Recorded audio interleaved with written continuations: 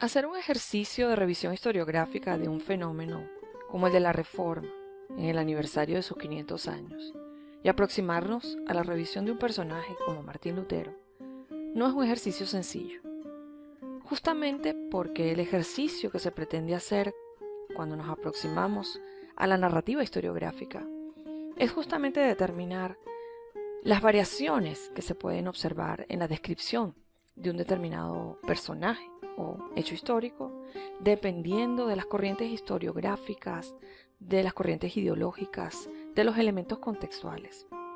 Una de las competencias que todo ciudadano del siglo XXI debe desarrollar es la competencia del pensamiento crítico. Y el desarrollo de esta competencia pasa justamente por entender que no existirán nunca una sola visión ni de un personaje ni de un hecho histórico. Parte de ese ejercicio es la aplicación del aparato crítico, que obliga a la crítica interna y externa de los documentos a los cuales nos aproximamos para realizar una debida contextualización. Aproximarnos a la figura de Martín Lutero y a la historiografía de este personaje, asociado justamente a el cisma que va a provocar sus planteamientos, a esa suerte de revisión obligada a la que va a someter a una institución tan importante históricamente como la Iglesia Católica, es un ejercicio complejo. Porque justamente para aproximarnos a la figura del verdadero Lutero y aproximarnos a una mirada objetiva de la Reforma, tenemos que pasearnos desde diferentes miradas, a partir de diferentes miradas. Teólogos, historiadores, psicólogos han escrito muchísimo en torno a la figura de Martín Lutero a lo largo de los años. Y se han basado en sus lecciones, se han basado en las controversias generadas por este personaje, han analizado sus sermones, sus conversaciones, etc. Las primeras aproximaciones que vamos a mirar en el tiempo, pues obviamente va a ser de teólogos, estudiosos, investigadores católicos que desde el seno de la Iglesia Católica generarán una mirada tanto del personaje como de la Reforma y de las tesis planteadas por Martín Lutero. Específicamente en el nicho de los historiadores y teólogos católicos, el tema de la Reforma es un tema que ha ido despertando un interés creciente y sostenido durante todo el siglo XX, pero con mayor énfasis luego del Concilio Vaticano II. El ejercicio que va a caracterizar a los historiadores de ambos bandos, si los podemos llamar de esa forma, va a ser justamente la total descosificación, tanto del personaje como del hecho histórico, hasta lograr la valoración y aceptación de los elementos positivos y negativos que se pueden ir destacando del personaje y de este hecho histórico en particular. Específicamente podemos mencionar en pleno siglo XX a Erwin Isserloh, que para el año 1966 generará un texto titulado Lutero visto hoy por los católicos, y Joan Busquet, que en 1986 generará su publicación ¿Quién era Martín Lutero? Estos ejercicios se siguen dando mientras hablamos en las principales escuelas y nichos donde los teólogos hoy día generan investigación. El ejercicio que hoy vamos a hacer de manera muy breve pasa por una revisión de las principales aportaciones que se van a dar en torno a la figura de Martín Lutero y la Reforma desde el siglo XVI hasta el siglo XX. Obviamente no nos detendremos en todos los historiadores, teólogos e investigadores que escriben en torno a la figura de Martín Lutero, sino en aquellos que desde la historia se consideran más representativos.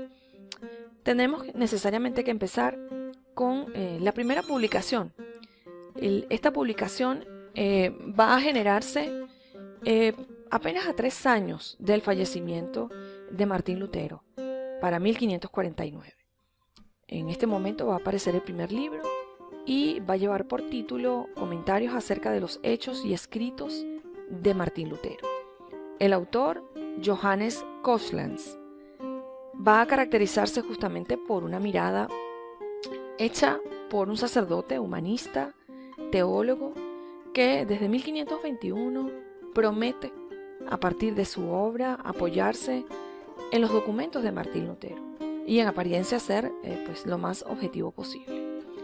Sin embargo, todas sus producciones van a estar caracterizadas por un antiluteranismo exacerbado. En el siglo XX tendremos las aportaciones de un sacerdote dominico, Enrique Susson de Nifle, que generará la primera publicación para el año de 1903. Este va a ser un estudio acucioso de aproximadamente unas 860 páginas en las que describirá a Lutero y el luteranismo. Esta obra va a causar muchísimo revuelo, ya que este sacerdote dominico, Enrique Susson, era considerado como uno de los conocedores y de los estudiosos más consistentes y de mayor densidad de la Edad Media.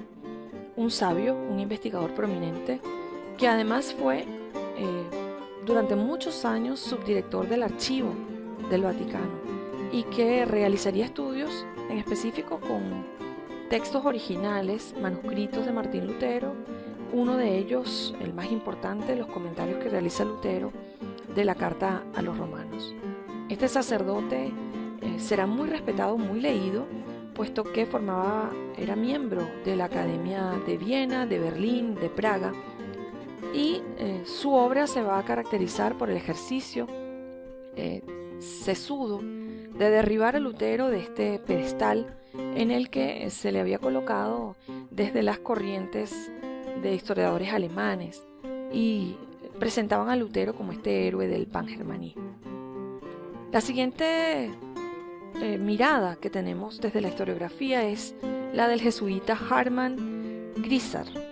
Hartmann Grisar estará en Roma hasta el año de 1902 haciendo investigaciones de índole arqueológico, y para este año, por problemas de salud, se va de Roma y se va a dedicar por entero a el trabajo en una obra que llevaba por título Vida y obra de Martín Lutero, compuesta por 3 volúmenes, que va a ser publicada para el año de 1911.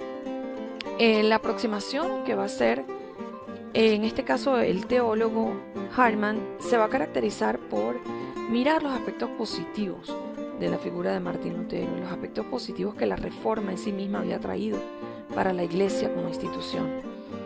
Lo presenta como un punto intermedio, ni como una persona inmoral, ni como un corrompido, pero sí como un personaje presa y víctima de su propio orgullo en algunos casos. Las características de estas publicaciones, de estos 3 tomos, de estos 3 volúmenes publicados en 1911, va a ser de una narrativa fatigosa que no hacía llevadera su lectura. El siguiente teólogo que abordará la figura de Martín Lutero es Joseph Lorz, católico, un catedrático de la Universidad de Münster en Westfalia, que para el año de 1939 va a publicar su obra denominada La Reforma Alemana, que cuenta con 2 volúmenes y que rescato de sus estudios una frase que cito textual: Martín Lutero derribó un catolicismo que no era católico. En este caso hay una mirada, como podemos ver, un poco más subjetiva, más objetiva de la figura de Martín Lutero. Se le presenta no como la figura abominable que veíamos al principio de mis palabras, sino como un hombre de oración, un teólogo, con producciones consistentes y con densidad teórica, investigativa, un teólogo brillante, pero se seguía describiendo su carácter impulsivo. Todas estas aportaciones y todos estos escritos de Lorz irán generando el caldo de cultivo perfecto para la adhesión al denominado movimiento ecuménico y a que la Iglesia Católica se vaya acercando cada vez más a una mirada más benevolente a los denominados hermanos separados. En la actualidad nos encontramos con 3 grandes posturas en las que pudiéramos clasificar la mirada a la figura de Martín Lutero y la Reforma. La primera postura es la prelotziana. Lorz, como mencionábamos al principio, tiene una mirada específica de la vida de Martín Lutero, y esta primera postura va a caracterizarse por seguir los lineamientos teóricos de este teólogo. La segunda postura va a estar caracterizada por compartir la postura de Lords, pero incorporar algunos elementos de conocimiento novedoso. La tercera y última corriente o mirada o postura desde la cual se aproximan a la obra de Martín Lutero y de la Reforma como momento histórico, la tenemos representada por Otto Hermann Pesch. Él escribe un texto denominado Introducción al libro Justificándolos por la Fe, publicado en el año 1982. En este caso se presenta la figura de Martín Lutero de una forma objetiva, prácticamente imparcial, y se le presenta desde sus rasgos de hereje como desde sus rasgos de reformador. Para cerrar esta breve conversación, no podemos dejar de lado el cambio importante en los derroteros de la historiografía que generará Vaticano II. El Concilio Vaticano II, llevado a cabo en 1962, pone el acento en la característica crisis, que será un elemento transversal dentro de la Iglesia Católica a partir de este momento. Es una mirada profundamente objetiva y, ¿por qué no?, madura, un poquito más madura, de la Iglesia Católica, que asume y acepta la culpa perteneciente en ambos lados. El Concilio Vaticano II hará de la Biblia el punto de partida para considerar los elementos teológicos y sobre todo para definir las características de la vida cristiana. Por último, y ya para cerrar, no podemos dejar por fuera el papel que Juan Pablo II va a desempeñar en la mirada y la aproximación de los historiadores y teólogos a la figura de Martín Lutero y al hecho de la Reforma. La visita a Alemania en 1980, el hecho de ser el primer papa que por primera vez visita Alemania, pero que además instituye una comisión mixta católico-luterana para que en el año 1983 se genere el texto Martín Lutero, testigo de Jesucristo, pone en evidencia esta nueva aproximación a la figura de Martín Lutero.